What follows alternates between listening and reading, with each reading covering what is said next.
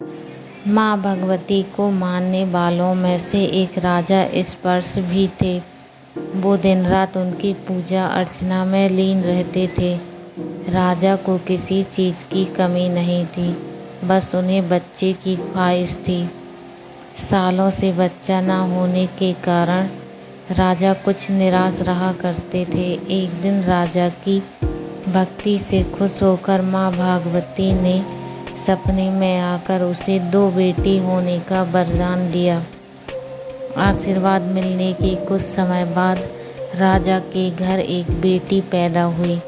बेटी पैदा होने की खुशी में राजा ने सबको दावत दी और बेटी की कुंडली बनवाने के लिए पंडितों को बुलवाया। सबने राजा से एक ही बात कही कि यह साक्षात देवी का रूप है।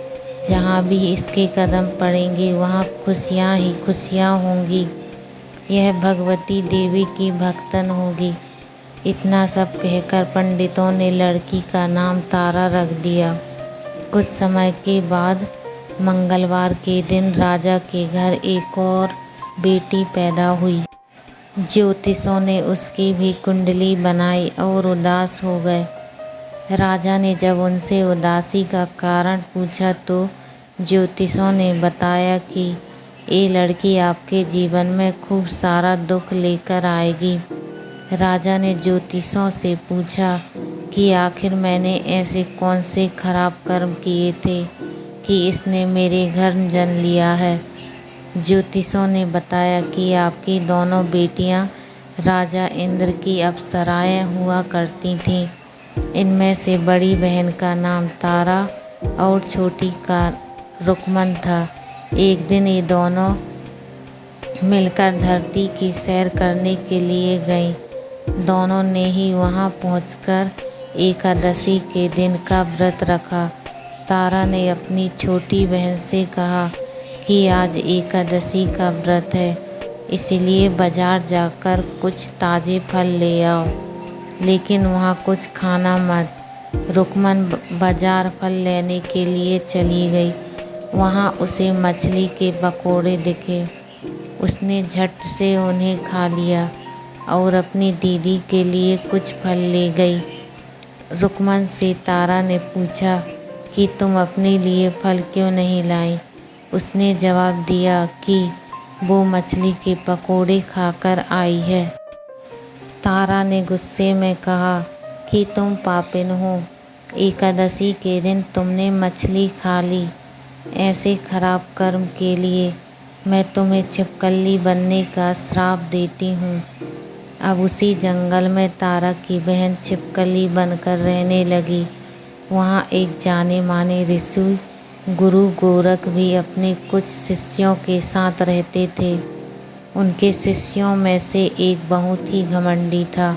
अपने घमंड के चलते वो शिष्य कमंडल में पानी भरकर एकांत में बैठकर तपस्या करने लगा। तभी एक प्यासी गाय वहाँ आ गई। उसने सीधे अपना मुँह उस कमंडल में डाला और पानी पी लिया।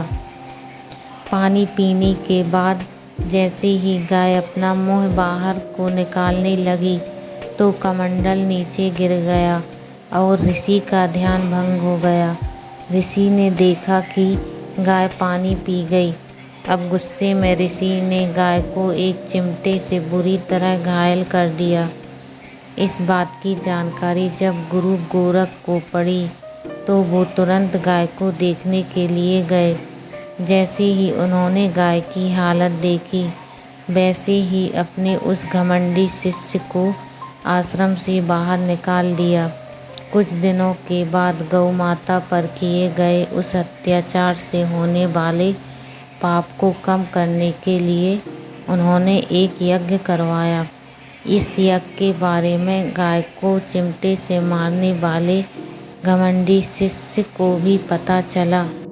वो सीधे पक्षी का रूप धारण करके यज्ञ स्थल पर गया और भोजन में अपनी चोंच से मरा हुआ सांप डाल दिया। किसी को इस बात की खबर नहीं हुई। ये सब होते हुए तारा से श्राप मिलने वाली छिपकली रुकमन देख रही थी। उसके मन में हुआ कि इसे खाकर सारे लोग मर जाएंगे। सबकी जान बचाने के लिए छिपकली बनी रुक्मन सभी लोगों के सामने भोजन पर गिर गई। लोगों ने छिपकली को खूब कोसा और बर्तन को खाली करने लगे। उसी वक्त भंडारा करने वालों को खाने में मरा हुआ सांप भी दिखा। तब कहीं जाकर सबको समझ आया कि छिपकली सबकी जान बचाने के लिए जानबूझकर भोजन में एक छिपकली होने के बावजूद भी इतने अच्छे विचार होने की वजह से यज्ञ में मौजूद सारे महत्वपूर्ण लोगों ने कहा कि हमें इस छिपकली की मुक्ति के लिए प्रार्थना करनी चाहिए। पंडित ने आगे बताया कि सबकी प्रार्थना से ही वो छिपकली तीसरे जन्म में आप जैसे प्रतापी राजा के घर बेटी के रूप में पैदा हुई है। वही तारा ने दूसरे जन्म तारामती के रूप में लिया और अयोध्या के राजा हरिश्चंद्र से शादी की। इतनी सब बातें कहने के बाद पंडितों ने राजा स्पर्श को रुक्मन को मारने की सलाह दी। इस बात पर राजा बोले, मैं किसी बेटी को कैसे मार सकता हूँ? ऐसा करना पाप होगा। फिर ज्योतिषों ने कहा कि एक संदूक में सोना चांदी लगवाकर उसके अंदर लड़की को रख देना और संदूक को पानी में बहा देना। उसमें लगा हुआ सोना चांदी देखकर लोग नदी से संदूक जरूर निकालेंगे और लड़की की जान बच जाएगी। राजा ने ज्योतिषों ने जैसा बताया ठीक वैसा ही किया। नदी में सोना चांदी जड़ा हुआ संदूक देखकर काशी के पास ही एक भंगी ने उसे बाहर निकाल लिया। उसके कोई बच्चे नहीं थे, इसीलिए उसने संदूक के अंदर की लड़की को पालने का फैसला लिया। उसे भंगी व उसकी पत्नी ने खूब प्यार से पाला और रुक्को नाम रख दिया। बड़ी होते ही दोनों ने रुक्को की शादी करवा दी। रुक्को की सासू माँ तारामती और राजा हरिश्चंद्र के महल में साफ सफाई करने का काम किया करती थी। कुछ दिनों के बाद रुक्को की सासू माँ बीमार हो गई। उनकी जगह रुक्को वहाँ काम करने लगी। तारामती ने उसे देखा और पुराने जन्म के पुण्य के कारण पहचान लिया और उसे कहा कि तुम मेरे साथ बैठ जाओ। रुक्को ने बोला कि मैं तो भागिन हूँ, इसीलिए आपके पास नहीं बैठ सकती।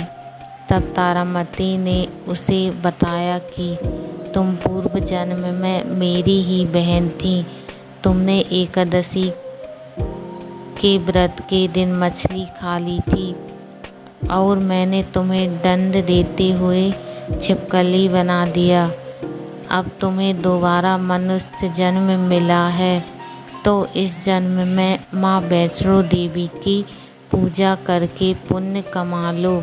माँ की पूजा से तुम्हारी सारी इच्छाएं भी पूरी होगी। तारामती की इस बात को सुनने के बाद रुक्को माँ वैष्णो से एक बेटे के लिए प्रार्थना करती है और कहती है कि अगर उसकी मनोकामना पूरी हुई तो वो अपने घर में माँ वैष्णो देवी पूजन और जागरण कराएगी। माँ वैष्णो देवी उसकी प्रार्थना सुन लेती हैं और उसे बेटा होता है। पुत्र की प्राप्ति के बाद रुक्को उसकी देखभाल और लाड दुलार में माँ वैष्णो देवी की पूजा करना भूल जाती है। ऐसा होते होते 5 साल बीत गए और फिर एक दिन उस बच्चे को चेचक यानी माता निकल आती हैं। बच्चे की ऐसी स्थिति देखकर परेशान रुक्को अपने पिछले जन्म की बहन तारामती के घर जाकर उन्हें इस समस्या के बारे में बताती है। तब तारामती ने पूछा कि तुमने माँ वैष्णो देवी की पूजा अर्चना में कोई गलती तो नहीं की? फिर रुक्को को याद आता है कि उसने माँ वैष्णो देवी का जागरण कराने का प्रण लिया था। ये बात याद आते ही रुक्को को काफ़ी पछतावा हुआ और मन में माँ से कहा कि अब बच्चे को ठीक होते ही वो अपने घर में जागरण कराएगी। अगले ही दिन उसका बेटा पूरी तरह ठीक हो जाता है। तभी रुक्को ने माता रानी के मंदिर जाकर पुजारियों को कहा कि मंगलवार के दिन घर में जागरण करवा दोगे। रुक्को की बात सुनकर पंडित कहते हैं कि तुम यही 5 रुपये दे दो, तुम्हारे लिए हम मंदिर में ही जागरण करा देते हैं। रुक्को कहती है, मुझे पता है कि मैं चमारिन हूँ, लेकिन आप मेरे घर आकर ही जागरण करवा दीजिए। माँ किसी तरह का भेदभाव नहीं करती है, तो आपको भी नहीं करना चाहिए। इस पर पंडितों ने विचार विमर्श करके कहा कि अगर रानी आपके जागरण में आती है तो हम तुम्हारे घर आकर जागरण करने के लिए तैयार हैं। पंडितों की बात सुनकर रुक्को अपनी बहन रानी तारामती के पास जाती है और तारामती को सारी बात बताती है। रुक्को की बात सुनकर तारामती जागरण में जाने के लिए तैयार हो जाती है। इस बात को बताने के लिए रुक्को जब पंडित जी के पास जाती है तब उनके बीच की बातों को सेन नामक नाई सुन लेता है। फिर वह राजा हरिश्चंद्र को जाकर सारी बातें बता देता है। राजा के मन में हुआ कि रानी को नीची जाति वालों के घर जागरण में नहीं जाना चाहिए। इसी वजह से वो अपनी उंगली काट लेते हैं, जिससे उन्हें नींद न आए और रानी जागरण में न जा सके। जब जागरण का समय होता है तब भी राजा को जागते हुए देखकर रानी मन ही मन माँ वैष्णो देवी से प्रार्थना करती है कि महाराज को नींद आ जाए ताकि मैं जागरण में जा सकूं। रानी की प्रार्थना के कुछ ही देर बाद राजा को नींद आ जाती है। फिर रानी तारामती रोशनदान में रस्सी बांधकर महल से नीचे आकर रुक्को के घर चली जाती है। इसी जल्दबाजी में रास्ते में ही रानी का रेशमी रुमाल और एक हाथ का कंगन गिर जाता है। इधर कुछ वक्त बाद राजा हरिश्चंद्र की नींद टूट जाती है। नींद खुलने पर रानी को अपने पास न देखकर राजा उसकी तलाश में निकल जाते हैं। रानी को ढूंढते ढूंढते उन्हें रानी का रुमाल और कंगन मिलता है। रानी की चीज़ों को अपने साथ लेकर राजा जागरण स्थल पहुंचते हैं और एक जगह चुपचाप बैठकर जागरण सुनने लगते हैं। माँ वैष्णो देवी के जयकारे के साथ जागरण खत्म होता है और सभी को प्रसाद दिया जाता है। तब रानी अपने हिस्से के प्रसाद को झोली में डाल लेती है। रानी के ऐसा करने पर लोग उनसे पूछते हैं कि वो प्रसाद क्यों नहीं खा रही हैं। अगर आप प्रसाद का सेवन नहीं करती हैं तो जागरण में आए लोग भी प्रसाद नहीं खाएंगे। तब रानी बोलती है कि वह प्रसाद राजा के लिए था, अब आप मुझे प्रसाद दीजिए। फिर अपने लिए प्रसाद लेकर रानी सबके सामने उसे खा लेती हैं। रानी के प्रसाद खाते ही जागरण में मौजूद सभी भक्तों ने भी प्रसाद खाया। उसके बाद रानी महल के लिए निकल जाती है। तभी रास्ते में ही राजा उन्हें रोककर पूछते हैं कि तुमने नीच जाति के घर प्रसाद खाकर खुद को अपवित्र कर लिया है। तुमने मेरे लिए भी प्रसाद रखा है, अब तुम उससे मुझे भी अपवित्र करना चाहती हो। अब मैं तुम्हें अपने महल नहीं लेकर जा सकता।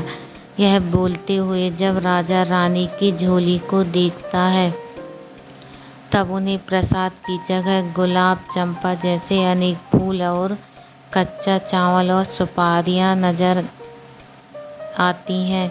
इस चमत्कार को देखकर राजा हैरान हो जाते हैं। फिर राजा चुपचाप रानी को अपने साथ लेकर महल पहुंचते हैं। वहाँ रानी बिना माचिस के ही माता रानी के सामने दीप जलाकर राजा हरिश्चंद्र को और हैरान कर देती है। फिर रानी बोलती है कि माता के दर्शन करने के लिए बहुत बड़ा त्याग करना पड़ता है।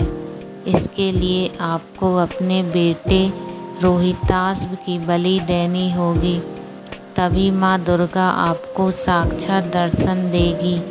यह सुनकर राजा के मन में माँ के दर्शन की इच्छा होने लगी, जिसके लिए राजा अपने पुत्र की बलि दे देते हैं। बलि देने के बाद माँ दुर्गा शेर पर सवार होकर प्रकट हो जाती है। उन्हें देखकर राजा हरिश्चंद्र काफ़ी खुश हो गए और माँ दुर्गा ने तुरंत राजा के बेटे को दोबारा जिंदा कर दिया। इस चमत्कार को देखकर राजा हरिश्चंद्र खुश हो गए। तभी राजा को माँ की पूरी विधि से पूजा करके उनसे गलतियों की माफ़ी मांगी। माँ दुर्गा ने भी राजा को खुश रहने का आशीर्वाद दिया और अंतर्ध्यान हो गई। तब राजा ने तारा रानी से कहा कि मैं बहुत खुश हूँ कि मुझे पत्नी के रूप में आप मिली हैं। फिर राजा हरिश्चंद्र, तारा रानी और रुक्मन तीनों अपनी मनुष्य योनि से छुटकारा पाकर देवलोक में चले जाते हैं।